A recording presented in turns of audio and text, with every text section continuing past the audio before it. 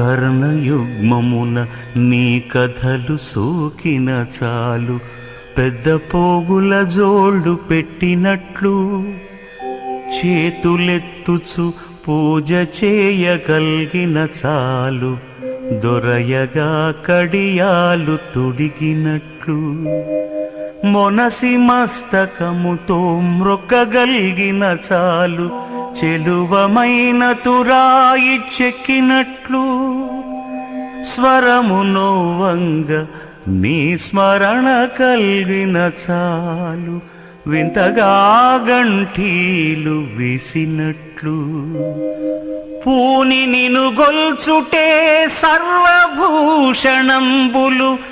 ఇతర భూషణముల నిత్సగింపనేలా.